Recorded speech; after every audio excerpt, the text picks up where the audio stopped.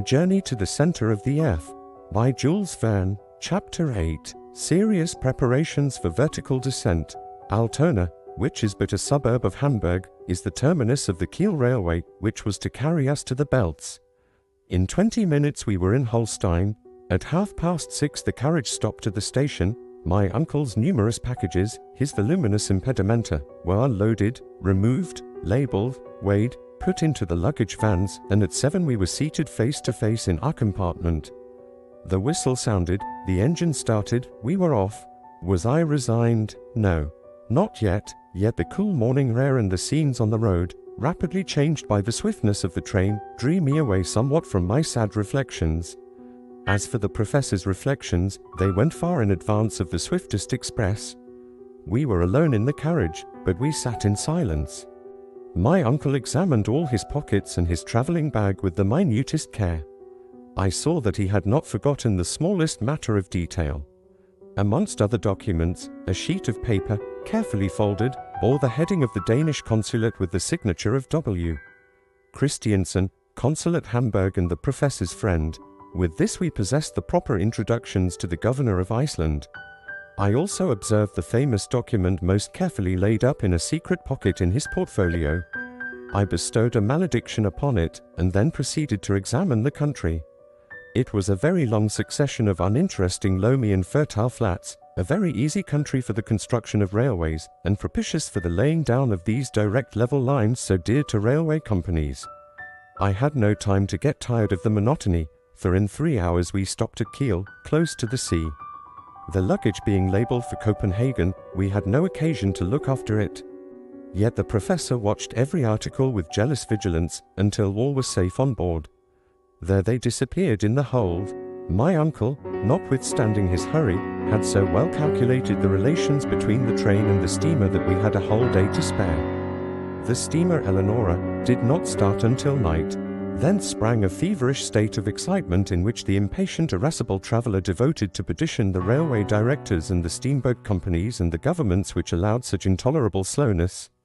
I was obliged to act chorus to him when he attacked the captain of the Eleonora upon this subject. The captain disposed of us summarily. At Kiel, as elsewhere, we must do something to while away the time.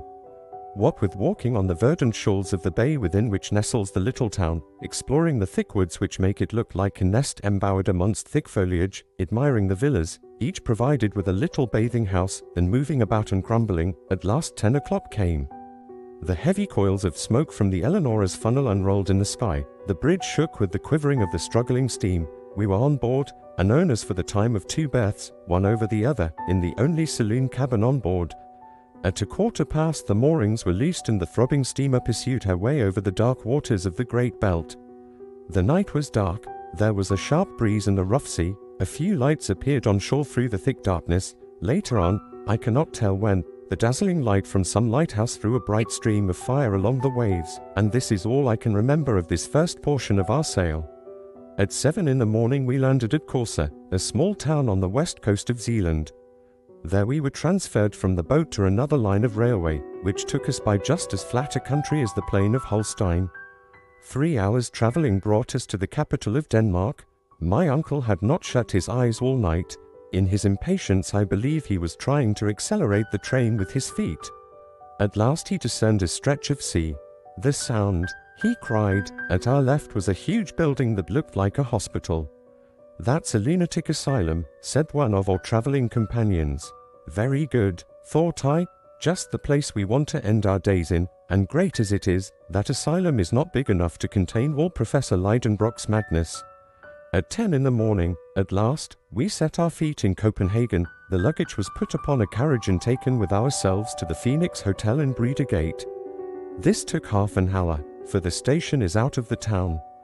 Then my uncle, after a hasty toilet, dragged me after him. The porter at the hotel could speak German and English, but the professor, as a polyglot, questioned him in good Danish, and it was in the same language that that personage directed him to the Museum of Northern Antiquities.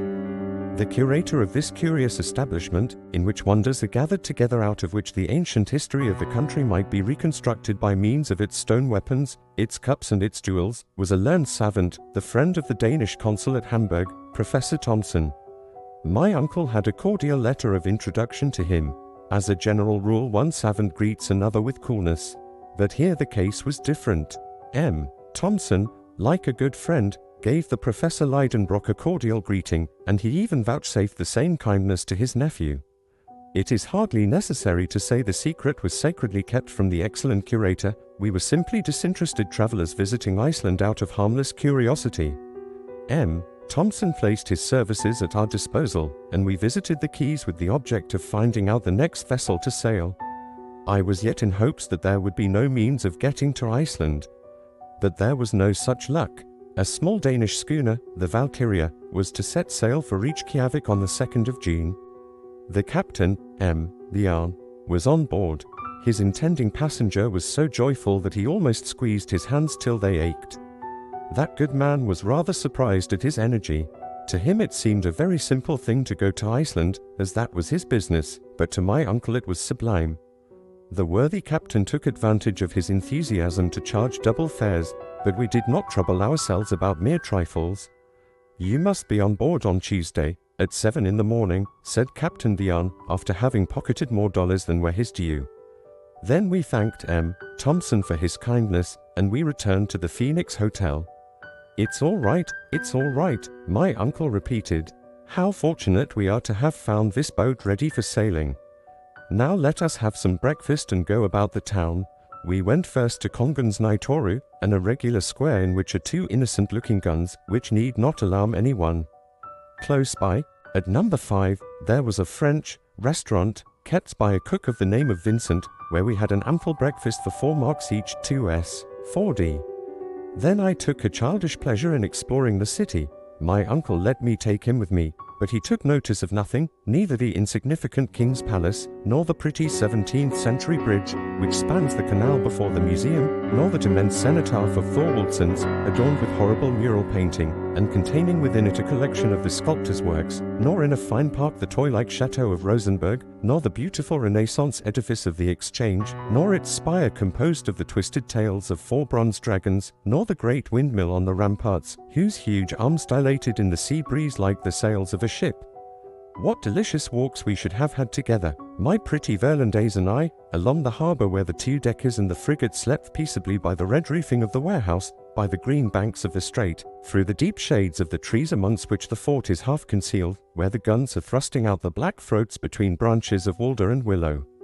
But, alas, Rauben was far away, and I never hoped to see her again. But if my uncle felt no attraction towards these romantic scenes, he was very much struck with the aspect of a certain church spire situated in the island of Amak, which forms the southwest quarter of Copenhagen. I was ordered to direct my feet that way. I embarked on a small steamer which plies on the canals, and in a few minutes she touched the quay of the dockyard. After crossing a few narrow streets where some convicts, in trousers half yellow and half grey, were at work under the orders of the gangers, we arrived at the Volfrelseskirk. There was nothing remarkable about the church, but there was a reason why its tall spire had attracted the professor's attention. Starting from the top of the tower, an external staircase wound around the spire, the spirals circling up into the sky. "Let us get to the top," said my uncle. "I shall be dizzy," I said. "The more reason why we should go up. We must get used to it." "But, come, I tell you, don't waste our time." I had to obey. A keeper who lived at the other end of the street handed us the key, and the ascent began. My uncle went ahead with a light step. I followed him not without alarm, for my head was very apt to feel dizzy. I possessed neither the equilibrium of an eagle nor his fearless nature. As long as we were protected on the inside of the winding staircase up the tower, all was well enough, but after toiling up 150 steps the fresh air came to salute my face, and we were on the leads of the tower. There the aerial staircase began its gyrations, only guarded by a thin iron rail, and the narrowing steps seemed to ascend into infinite space. "Never shall I be able to do it," I said. "Don't be a coward. Come up, sir," said my uncle with the coldest cruelty. I had to follow, clutching at every step. The keen air made me giddy. I felt the spire rocking with every gust of wind.